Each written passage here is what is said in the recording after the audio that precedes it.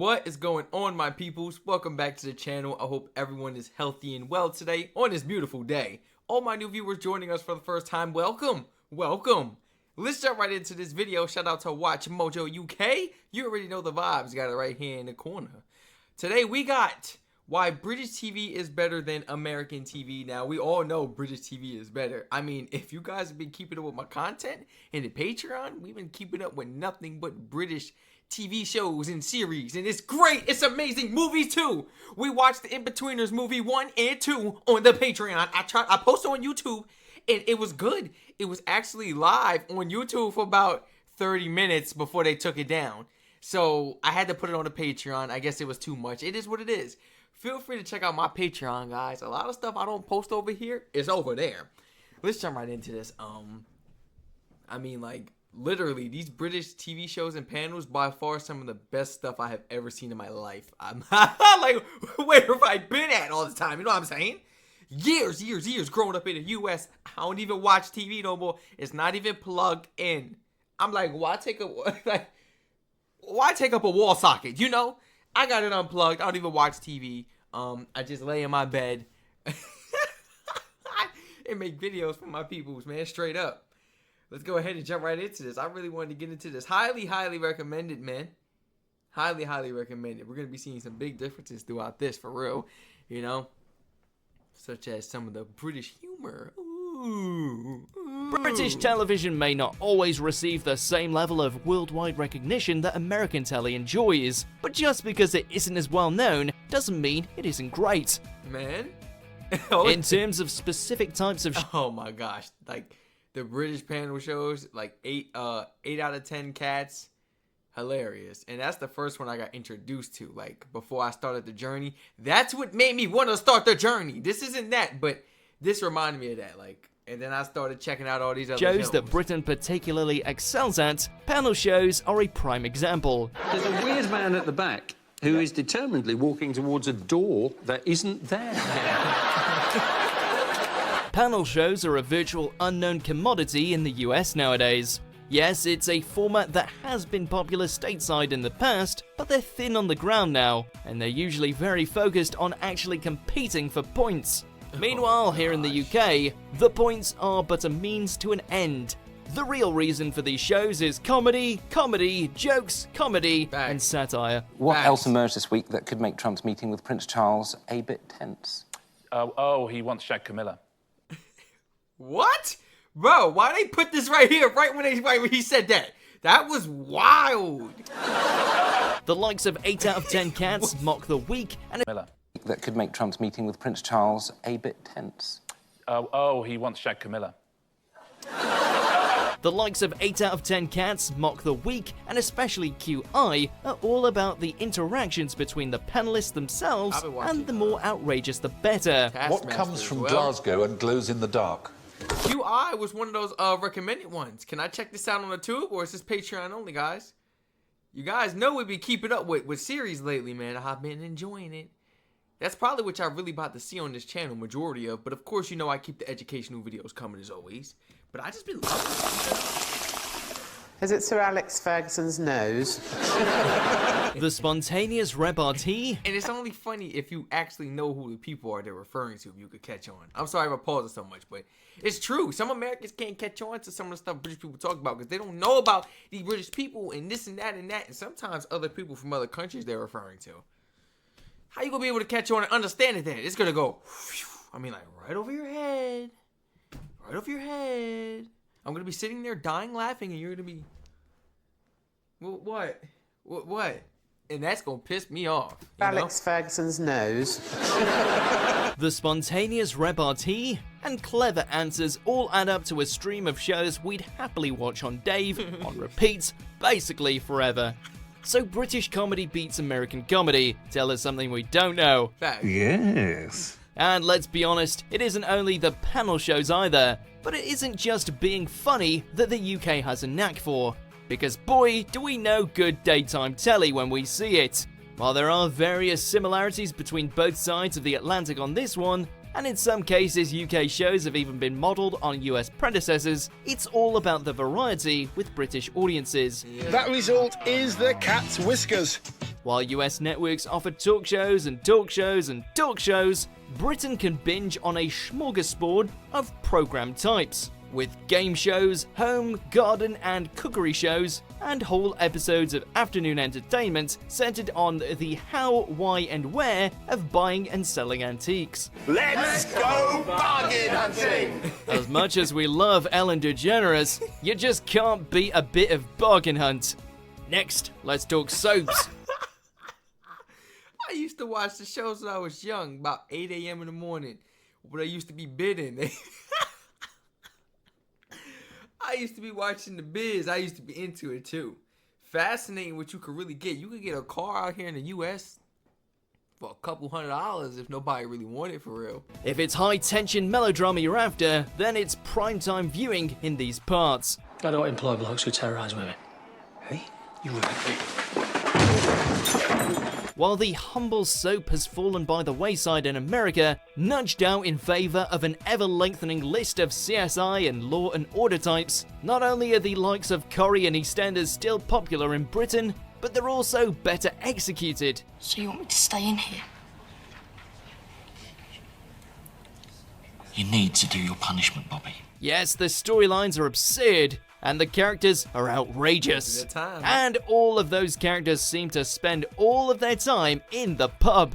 But would you have it any other way? Given that these shows are often praised for shining light on real-world issues too, they're basically etched into general British culture. So please, consider yourself very lucky. But it's not just the actual shows that are better in Britain, it's also what's between them. 1, 2, 3, now we're playing with the big boys. Although advertising is a necessary annoyance to fund television in general, the Americans seem to go a little overboard. US telly is dominated by advertising, with nearly every program being specifically structured around commercial breaks. I can finally get back to tending. Yo, let me tell you something, bro. No, none of these commercial breaks keep us entertained. They piss us off. We go downstairs. Some people go smoke a joint. Some people go smoke a bogey. That's a cigarette. In the U.S., they call a bogey a cigarette, if you guys don't know. I should have just said cigarette. I'm sorry. Cigar, whatever. They go drink. Whatever. They go get a snack. Whatever. It's just nobody has time for that. Some people even search for different shows. A lot of people are so impatient that they search for another show in the mix of those commercials. Because I'm not watching this.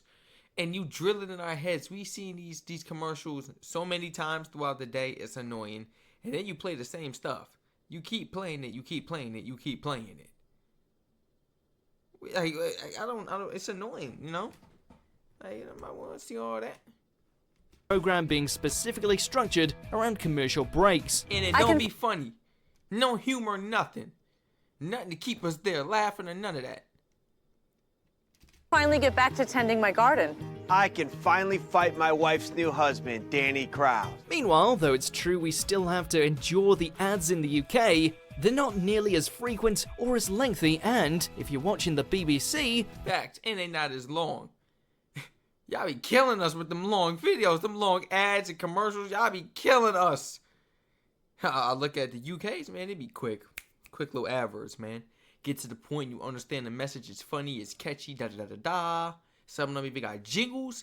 On to the next. On to the next. I could look, I promise you I could go through about 50. I could go through about 15, 20 UK British TV adverts. Yeah. I could go ahead and type that in and go through about 15, 20 of those. And I bet you it'll sum up to about maybe a 6-minute video. Not even, bro.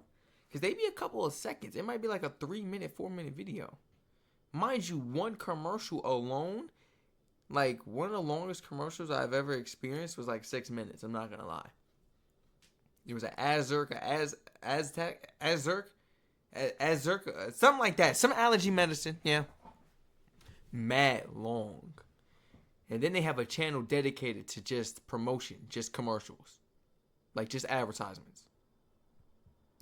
Then mid-show ads don't actually exist. And even when the adverts UK, they're not nearly as frequent or as lengthy, and if you're watching the BBC, then mid-show ads don't actually exist. And even when the adverts are on, some of them are bloody brilliant anyway. Hi, I'm Derek Bum. Say goodbye to daily stains and dirty surfaces with new kitchen gun. Fewer ads often brings other benefits as well. In theory, less emphasis on advertising breeds less censorship, or at least fewer outside influences, which leaves British creators with more freedom on what kind of stories they want to tell and how they tell them. Okay. It's often said that scripted telly feels much less concerned with appealing to the masses in the UK, or with displaying content that advertisers or censors will find acceptable. Would you all please just out of my office? And so, our schedules are usually laden with indie dramas, cutting-edge comedies, more subtle documentaries, and niche offerings. You just need to know where to look. I know that look. I do that look. When you find those indie shows though, don't expect them to be on the air for ages, outstaying their welcome and generally overdoing it. Well, go on then, if you've got the bollocks. Good British shows know when to stop. In the States, a short run of episodes usually means that the network has pulled the plug on a series. In the UK, it usually means that you're left wanting more and loving the show because of that. The Office, Fleabag, Fawlty Towers, they all came, we watched them, we loved. Fawlty Towers is crazy. I try to keep the series consistent on YouTube. Impossible. I don't know how other creators, like, I don't know. I don't know. It don't work for me, guys. And I be trying to cut stuff. Then you gotta wait for dispute process, man. I got my Fawlty Towers was, look, it's on Patreon. Let me know if y'all want me to continue the Fawlty Towers. It's been a minute since I actually watched that, you know. Like them, and they left. Perfect pacing, on-point character development, and no filler. America, take note. While there's no need or in fact basis to label all American TV writing as lackluster, it clearly isn't, we Brits are proud of the quality content that our relatively small population produces year on year, and with good reason. So you are not to be rid of me, my love. So you are not to be rid of me, my love. Year on year, and with good reason. So you are not to be rid of me, my love. So I am not to be rid of you, my love. It's all linked with a very British thirst for realism. While UK schedules aren't totally averse to sensationalism, a half hour in Albert Square promptly proves that we're less capes and crusaders and more biscuits and boredom. You come near me again and I will punch you in the face. Me and you, we ain't family no more. That's not to say that British shows are boring, rather that they turn actual everyday life into something that's entertaining. The dialogue sounds like something real people would say. The characters are recognisably flawed. The storylines are something that could happen to you. If you're going to be like this, maybe you should just go. Not if the three of you are in danger, no. What do you think they'll try? You know what I like watching? Like, you know what I like with the British panels when watching them?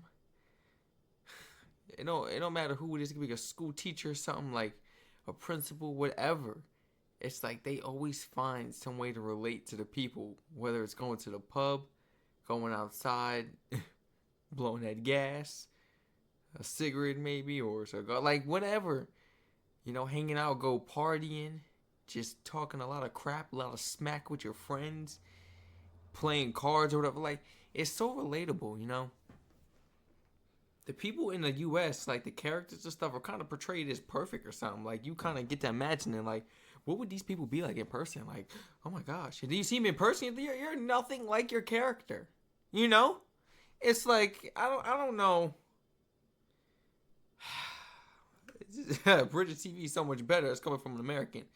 No, I'm not just saying that. I'm not getting paid to say that. Ain't nobody telling me to say that. That's my opinion.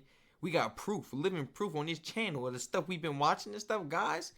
Man, I'm like the in-betweeners, bro.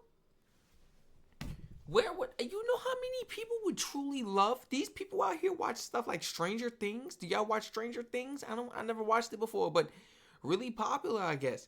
I promise you, these people out here will love the in-betweeners. Will love the IT crowd, the IT crowd. I gotta stop.